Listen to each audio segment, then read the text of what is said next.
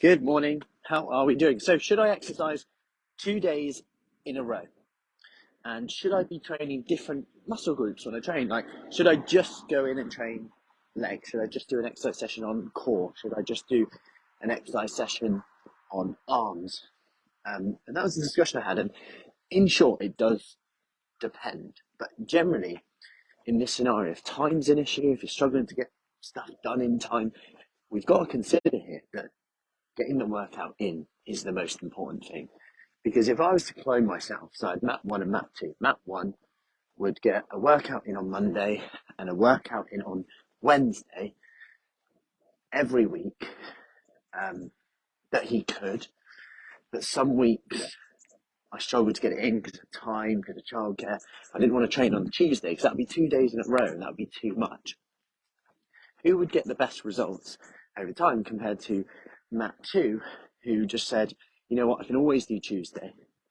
So I'm going to work out Monday and Tuesday every week. Well, if you fast forward a year from now and someone got nearly double the sessions in, the person with the best results is going to be the person who trained 2 days in a row.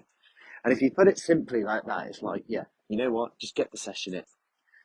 Morning, Laura. How are we doing? So personally, it's about getting it done first and foremost. Good morning, Tracy. Good morning, Laura.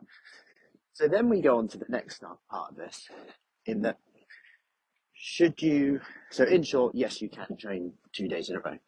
Now the second part, should you train a certain muscle group per session? And again, this always kind of depends, but generally,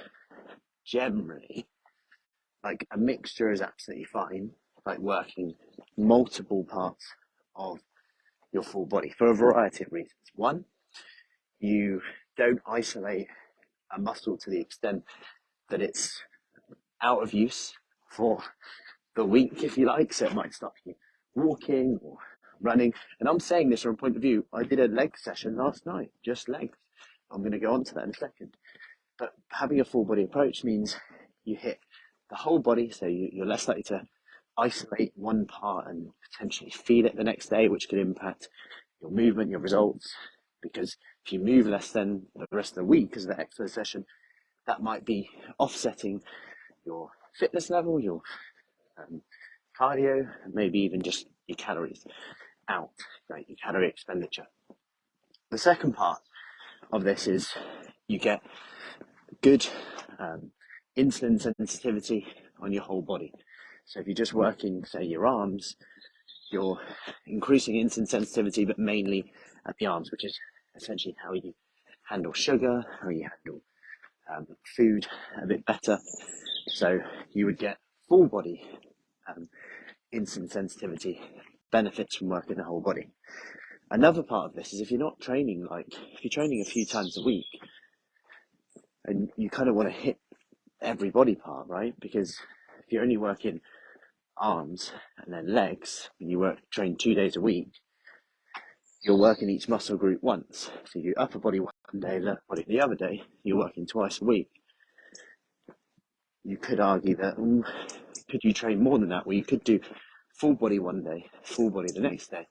And all of a sudden now, I'm training my whole body twice. So my arms are getting 2 workouts, my legs are getting 2 workouts as opposed to 1. So that's another way of looking at it. But this does always depend, because there's another side of this. There's always 2 sides. Because by doing that, are you then not isolating it as much? Are you then not taking it to failure as much, to really pushing the muscle as much? And there's a time and a place for that. But generally, like I said, if it's then leaving you out of action for a period of time, then is that a good thing or not? There's a time and a place for that. But again, you could argue that you're not working it to the extent that you could by working the full body. Okay, if we were just working legs, we could do lots of different exercises compared to if we were just training. If we were training the whole body, we would have to select a few leg exercises, like I will be doing this morning in our session. So I hope that helps give you a bit of perspective and balance on it, because there is no real right or wrong when it comes to this. But generally, it's what's going to be better for you over time, depending on your goal. Like if your goal is to purely is more fat loss and related, then over time you just want to get it in as much, whatever suits you to get the workouts in, whether it's 2 days in a row because you work 4 shifts on, 4 off, then on your off days you have XYZ, as was the case when I spoke to someone yesterday. Then just get that done. 2 days in a row is absolutely fine. It's not a problem at all. And the key thing is, once you get started, once you get into the habit, once you build a foundation of muscle, it's a whole lot easier to maintain. And that's where it becomes even more fit for your lifestyle. But the thing with that is that we have to make a start and tweak it from there. So I hope that helps. Any questions, let me know on that, and I'll see you soon. Take care. Right is the spice of life. Exercises, yeah, absolutely.